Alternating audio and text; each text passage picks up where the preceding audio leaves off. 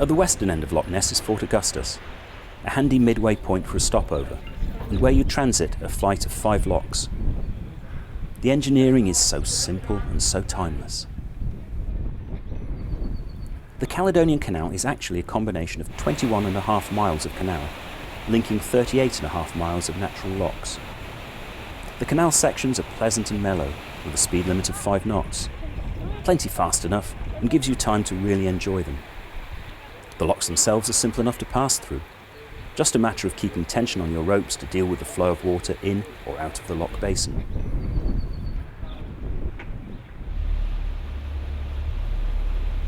You meet all sorts of vessels in the canal. Some commercial fishing boats use it to move between east and west coast fishing grounds.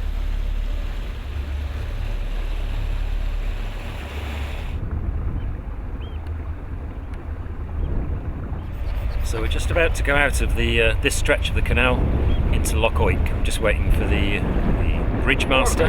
From Caledonian to Aberalder Bridge. This is Aberalder Bridge, over. Aberalder Bridge, this is Shark Bay, over. Shark Bay, give you a throttle a wee kick, will you? You're going to help us slow there, over. Alright mate, we're on our way a little bit quicker.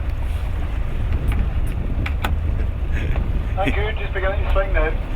It's 5:30, they close at 5:30, it's a Sunday night, and as the lockkeeper said back there, he can't wait to get home to his Sunday roast. So I think we're the last boat out of the canal tonight, and they'll be glad to see the back of us. I'm more used to being told to slow down than to speed up. This is the highest point of the canal now. It's about 106 feet above sea level. From here we drop back down to the sea on the western side.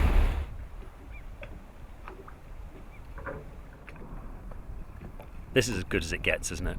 We've not seen a single boat since we came into Loch Oig. We've got a hotel pontoon to ourselves. Just behind us there's a ruin of a castle we can go and explore.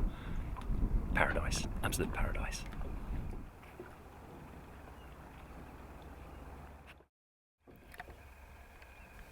Next morning was one of the stillest I've ever seen, a dawn of unusual beauty.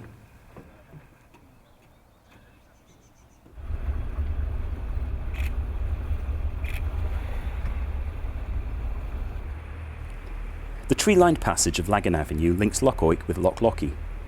It's another uniquely different sector of the transit. So we've got the wide open expanse of the loch here now. I think we can just open her up and get to the west coast by lunchtime. Here we go.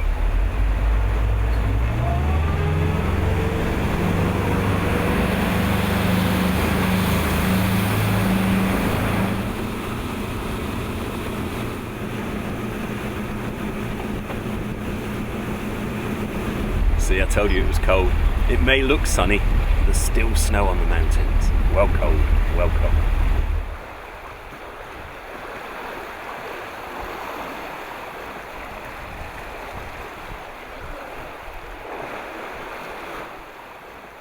This cruise ship is one of the biggest that transits the canal, and it can barely squeeze through.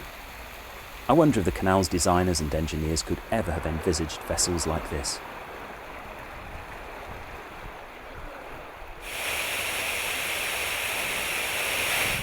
Well, we're at the top of Neptune's Steps now, at just about the very western end of the Caledonian Canal before it goes into the Atlantic and the islands. We've just seen a big cruise ship coming through the loch, about as big as you could get through there. You couldn't squeeze much more lengthwise, widthwise through.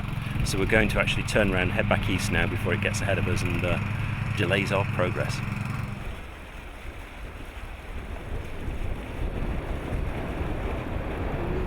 Not only is the Caledonian Canal a great experience, it's also a fantastic and safe shortcut through mainland Scotland for vessels that want to avoid the far longer and perilous route through the Pentland Firth and around Cape Wrath. When planning our trip, we always knew that this was an option open to us, but both of us agreed that if we didn't actually head round the very north of Scotland, we wouldn't really feel that we'd achieved our mission. So heading back east again towards Inverness, we knew we'd had the best of both worlds. We'd enjoyed the Caledonian Canal, and we were now going to tackle what seemed on paper one of the most difficult stages of the voyage. In fact, as we got nearer to Inverness, the weather forecast was getting continually worse, as a series of low pressures were marching across the north of Scotland, with no real end in sight. So we reluctantly made the decision to leave the boat in the safety of Inverness Marina and catch an EasyJet flight back to the southwest and home.